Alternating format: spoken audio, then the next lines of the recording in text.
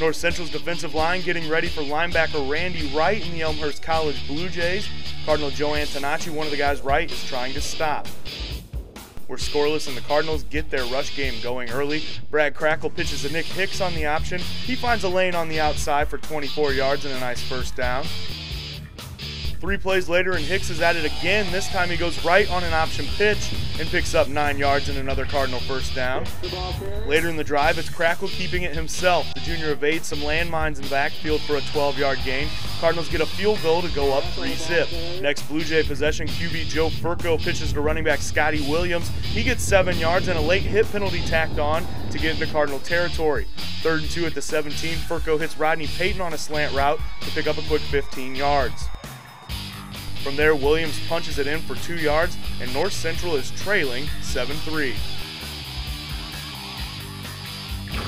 We go into the second quarter with the same score, and the NCCD clamps down. Williams is stopped before getting back to the line of scrimmage by Jim Clendenning. After a false start and an incompletion, Furco is dropped in the backfield by Kane Thompson and Chris Staten. After an Elmhurst punt, the Cardinal offense takes the express route to the end zone. Crackle lofts a high and deep one to Joe Antonacci, and he beats everybody to the end zone. 88 yards on the play, the longest passing play in school history, 10-7 North Central. You think after that Antonacci would be tired, but he was just getting started. Brian Lesour's punt fighting against some strong winds, Antonacci waiting at his own 45. We'll let the return do the talking. 55 yards to the house, 16-7, and North Central has Mr. Momentum on its side. Next Cardinal possession, and Crackle is brought down for a 7-yard loss by Wright. 2 plays later, he's struggling to find his receivers and is sacked again by Matt Street. Crackle taking a lot of heat. That means it's time for backup Spencer Stanek. Stanek's first pass on 2nd down, he finds Nick Hicks in space, and he picks up 14 yards and a late spin move. Now from the Blue Jay 13, it's Jordan Tassio's turn to run the ball. The sophomore shows he can be shifty as he picks up 9 yards up the middle. Then he shows his power side, running to the right, losing his lid into the process of getting into the end zone. Cardinals go into the intermission, 23-7. First Elmhurst possession of the half, and Furco is looking deep, but Derek Sulo has other plans. The senior safety hauls in the interception and runs 30 yards to the Elmhurst 26. A Nick Dace field goal puts the Cardinals up 19.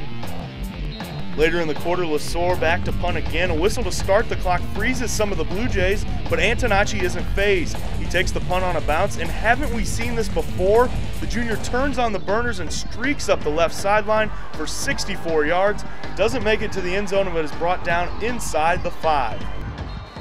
Next play, it's Nick Kukoc up the middle for 4 yards. Not too hard when the special teams are clicking like that. 33-7 North Central. In the final period now, and the Cardinals are pouring it on. Stanek fakes up the middle to Tassio and finds his big target, tight end Kyle Fedorowicz. He rumbles 29 yards to get into the red zone. From there, Stanek stays on the air attack, 3rd and goal from the 12. And there's Andy Sturzma in the corner on a fade route, 40-7 North Central. They go on to win 47-13.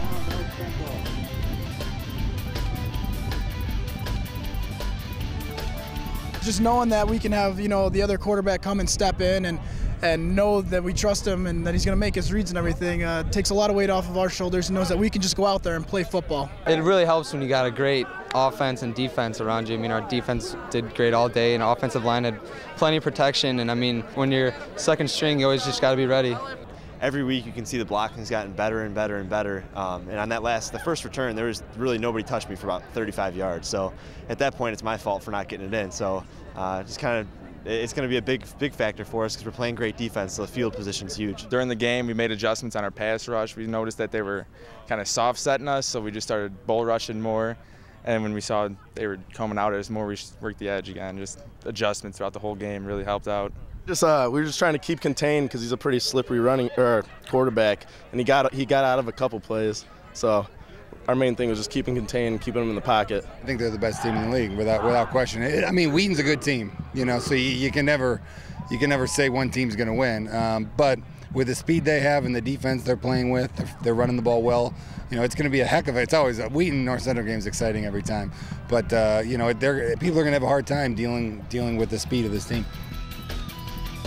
This Cardinal victory sets up a battle not only for the Little Brass Bell next Saturday against Wheaton, but also the de facto CCIW championship game, with an automatic bid to the playoffs on the line.